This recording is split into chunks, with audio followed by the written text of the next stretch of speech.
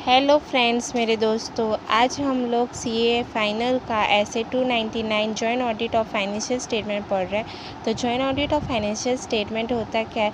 तो joint audit means कि कोई भी एंटिटी की फाइनेंशियल स्टेटमेंट की ऑडिट हो रही हो बाय 2 और मोर ऑडिटर, तो उसको बोलेंगे जॉइंट ऑडिट। तो फिर जॉइंट ऑडिट के अंदर वर्क एलोकेशन कैसे करना होता है, तो उसको प्रॉपरली डॉक्यूमेंट और कम्युनिकेट करनी होती है एंटिटी के साथ। फिर उसको वर्क को बांटा जाता है म्यूचुअल डिस्कशन के साथ। फिर जो भी वर्क बांटा है उसको साइन किया जाता है by all the joint auditor. और डॉक्यूमेंट करना बहुत ज़रूरी है।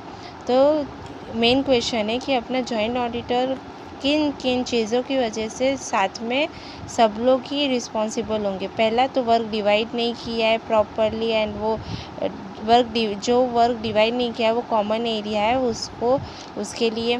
फिर नंबर 2, डिसीजन लिया प्लानिंग में और प्लानिंग बराबर नहीं है। अगर प्लानिंग बराबर नहीं है तो फिर जॉइंटली, पर उसका एग्जीक्यूशन किसी ने बराबर नहीं किया है तो इंडिविजुअल लेवल पे उसको इशू है, फिर मतलब रिस्पॉन्सिबल होगा। फिर थर्ड, मैटर कुछ आया और फिर मीन्स कोई भी डिस्क्रिपेंसीज आई और फिर बाद में उन लोग ने बोला कि चलो ना हम लोग इसको रिपोर्ट नहीं करते because it is not a big matter. तो फिर बाद में पता चला कि ये तो बहुत बड़ा फ्रॉड था, तो फिर उसके लिए फिर खुद ही सॉल्व कर लेते। फिर presentation and disclosure of financial statement. फिर ऑडिट रिपोर्ट जो भी है वो रिलेवेंट स्टैट्यूट के हिसाब से बनाई गई है। फिर हम लोग को कुछ चीज़ अज्यूम करनी होती है कि जो सीए है वो सारे काम बराबर कर रहा है, मतलब उसने सारे काम बराबर किए, हमें उनके काम को रिव्यू करने की ज़रूरत नहीं है बिकॉज वो सीए है।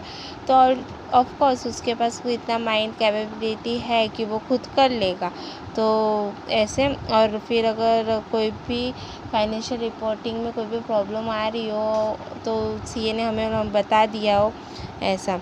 फिर जॉइंट ऑडिटर किसी के व्यू के ऊपर, मतलब जॉइंट ऑडिट के अंदर ऑडिटर को किसी के व्यू में सहमत करने की ज़रूरत नहीं है। Means it's not bound by view of majority. मतलब 3 ऑडिटर हैं तो उसमें से 2 बोलता है कि हाँ ज़रूरत नहीं है और एक बोलता है कि ज़रूरत है। तो वो लोग क्या करेंगे, डिसएग्रीमेंट आ गया तो फिर वो लोग सब लोग अपना सेपरेट रिपोर्ट बनाएंगे और सेपरेट रिपोर्ट में अपना ओम पैराग्राफ में मेंशन करेंगे कि भाई इसने सेपरेट रिपोर्ट बनाई है। तो फिर होगी। और नॉर्मली तो सब लोग साथ में ही बना देंगे, एग्रीड रिपोर्ट ही होंगे, पर किसी केस में सेपरेट रिपोर्ट बनाना पड़ेगा अगर डिसएग्रीमेंट है तो।